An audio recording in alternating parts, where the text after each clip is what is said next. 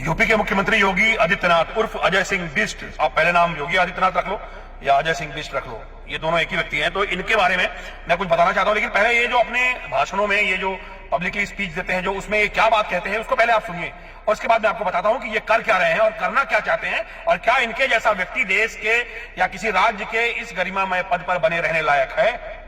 अयोध्या में जिस कथित चोरी पर तुम हिंदू आस्था पर खिलवाड़ कर रहे हो, एक भी बार बताओ वक्फ के नाम पर हजारों हेक्टेयर लैंड प्रदेश में भी और देश के अंदर भी बेची गई। लेकिन मैं कहता हूं, वक्फ के नाम पर समाजवादी पार्टी और कांग्रेस के लोगों के मुंह पे फेविकोल क्यों लग जाता है? क्यों इनका मुंह बंद हो जाता है? अब मुहर्रम के नाम पर सड़कों पर वो उपद्रव नहीं होता है जो पहले तलवारबाजी के नाम पर राह चलते हुए लोगों पर हमले कर दिए जाते थे। ताजिया के नाम पर किसी गरीब की झोपड़ी हटा दी जाती थी, किसी का छज्जा तोड़ दिया जाता था, हाई टेंशन तार को जबरन हटा दिया जाता था। गौ माता भारत जैसे कृषि प्रधान देश की मुख्य आधार हो और जिस गौ माता के कारण इस देश की सामाजिक एकता को मजबूती प्रदान होती हो, उस गौ माता की हत्या पर पूर्ण प्रतिबंध लगाने के लिए एक कानून बनाया जाए जिससे हम भारतीय संस्कृति के आधार को बचा सके। मौलवी और मौलाना इस समय एक बयान दे रहे हैं, कह रहे हैं गाय को राष्ट्रीय पशु घोषित करो। अरे हमने कहा कि गौ हमारी माता है, जन्म जन्मांतर का नाता है। क्या मां और पुत्र के बीच में कुछ घोषित करने की आवश्यकता पड़ती है? क्या किसी पुत्र को बताने की आवश्यकता पड़ती है कि तुम्हारी मां है, इसका सम्मान करो? ये हमारे संस्कार हैं। हमने अपनी मां के बारे में जो सम्मान का भाव रखते हैं वह भी, और हमने गाय को माता माना है, तो गाय तो हमारे लिए माता है, वह पशु नहीं। पशु तुम्हारी। ये बैनर नीचे कर दो, नहीं तो हमेशा के लिए ऐसे बेरोजगार रह जाओगे। और उसको ऐसे नमूनों को बाहर कर दिया करो पहले। देश के सबसे ज्यादा गरीब और बेरोजगारों की संख्या वाले सूबे के मुख्यमंत्री योगी आदित्यनाथ का अहंकार अब सर चढ़कर बोलने लगा है। उन्होंने ये धमकी उन युवाओं को दी है जो सालों से नौकरी या एग्जाम देकर रिजल्ट का इंतजार कर रहे हैं या उनके रिजल्ट सरकारी महकमों की वजह से लटके हुए हैं।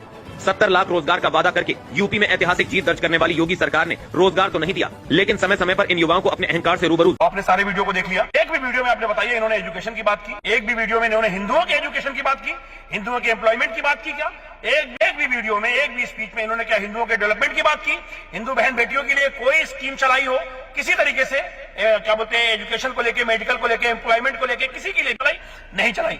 इन्होंने सिर्फ क्या किया? मंदिर, मस्जिद और वक्फ, पाकिस्तान, यही सारी चीजें ये पूरे 10 साल से करते आ रहे हैं।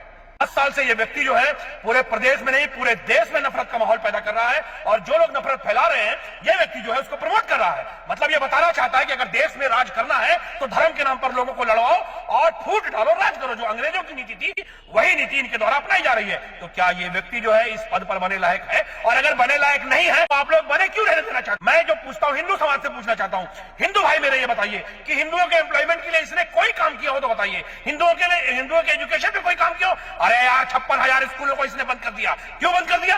क्योंकि उसमें क्या, उसमें 90% हिंदू पढ़ते थे। क्यों बंद कर दिया? ताकि हिंदू के बच्चे अनपढ़ रहेंगे तो इसका झंडा उठाएंगे, इसका जिंदाबाद का नारा लगाएंगे। इसलिए इसने हिंदुओं के बच्चों को अनपढ़ बनाने के लिए सरकारी स्कूल जिसमें 90% हिंदुओं के बच्चे पढ़ते थे उन स्कूलों को बंद कर दिया। ये गाय के नाम पर वोट मांगते हैं। ये चुनाव के पहले बोलते थे गाय को राष्ट्रीय माता घोषित करेंगे। अभी इनसे जब कोई मुसलमान कह रहा है, मुसलमान इस पे आंदोलन कर रहा है, बार बार ये मांग कर रहा है कि तुम गाय को राष्ट्रीय पशु, राष्ट्रीय माता जो समझना है घोषित करो, लेकिन उसके कटने पर पूरी तरीके से प्रतिबंध लगाओ।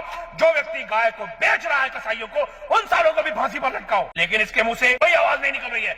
क्यों? क्योंकि ये सिर्फ गाय के नाम पर, हिंदू मुस्लिम के नाम पर, मंदिर मस्जिद के नाम पर मुसलमानों को और हिंदुओं को लड़वाकर इस देश की सत्ता पर काबिज रहना चाहता है।